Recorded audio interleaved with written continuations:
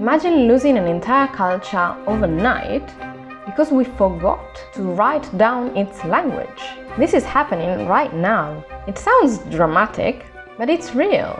Across the world, entire cultures are vanishing because their languages are disappearing without being documented. Languages carry history, tradition, and the worldview of the people who speak them. Today we're focusing on why documenting these languages is urgent, what's at risk if we don't act quickly, and how the scale of the problem, for instance in Africa, underscores this urgency. Let's dive in. Why is documenting languages so crucial? The descriptive status of a language measures how thoroughly its grammar and usage are documented. The Glottolog map, which categorizes languages into a most extensive description (MED) type, highlights how much or how little documentation exists. Unfortunately, many languages, especially in Africa, but not only, and among sign languages, are poorly documented. Let's check out Glottoscope, which is this awesome tool on Glottolog. And down here under the map, you can see how many of these resources are long grammars, grammar sketches, phonologies or texts, and word lists, or even less. This means that we certainly don't have all possible resources for all languages, and we are likely to have poor documentation for most of the languages in Africa. Let's look at the map itself now. And as you saw, the shapes mean something different, so now we are focusing on the description of these languages, not their endangerment status, but that's the other value on the map. And you can see a lot of red here, red and orange. But even when you see green or light green, it might still mean that there is one grammar available for that language. And even if it's a long grammar, thorough, and all of that, it might still be dated, I don't know, 50 years ago or something.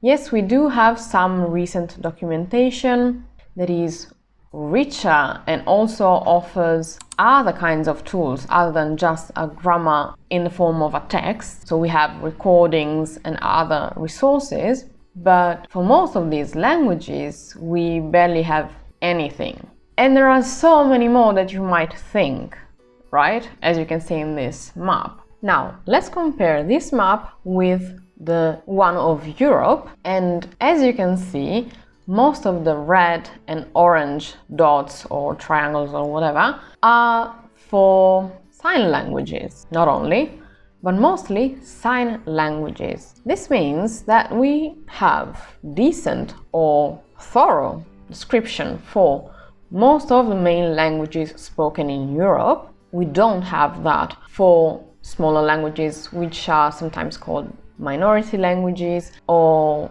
that are even endangered. But the vast majority of orange and red that you can see on this map is for sign languages, which is a problem in itself. I'm not an expert on that, but that would deserve a video in itself. So maybe at some point I will make a video about sign language and perhaps link it to cinema. But what do we mean by documentation? What is that? What's the difference between grammar sketches and word lists? Documenting a language involves creating detailed records of its spoken words, so grammar and vocabulary. This process is vital because it ensures that even if a language fades away, there's a chance its legacy can be preserved and studied. However, there are not enough linguists or resources to cover all at-risk languages. In Africa, which is the area of my expertise, linguists are racing against time to record the last fluent speakers before their languages disappear. That's why immediate action is needed to preserve these invaluable languages before they are lost forever. Now let's focus on Africa, again because it's my own field, but the same could apply to several other areas or macro areas, as you saw in the Glottolog map. But in Africa, it's obvious that the crisis is especially severe. The African continent, with over 2,000 languages, is one of the most linguistically diverse continents. However, many of these languages are spoken by just a few hundred people, or even a million people to be fair, but the scale of the continent makes us, Westerners, underestimate the issue. But these languages lack written records. As the older generation of speakers passes away, these languages are disappearing rapidly. The situation is compounded by a severe lack of resources for documentation. Linguists face significant challenges in funding and technology, which makes it difficult to capture and preserve these languages in time. But why does losing a language mean losing a culture? Languages are not just tools for communication, they shape how people see and understand the world. Think of it like a unique recipe passed down through generations. The ingredients aren't just food, they represent tradition, history, and identity, and if the recipe is lost, it's not just the taste that disappears, it's the memories, stories, and meaning behind it. When a language vanishes, the stories and knowledge it holds fade away too.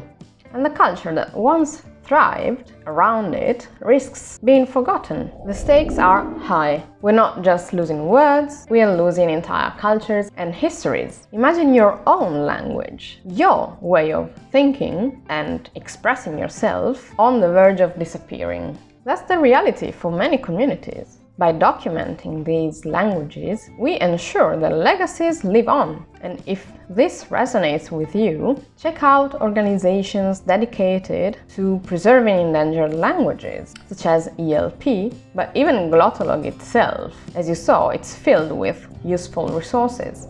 If you learned something new or this video got you thinking, don't forget to like, share, and subscribe. Thank you so much for watching, and I will see you in the next one.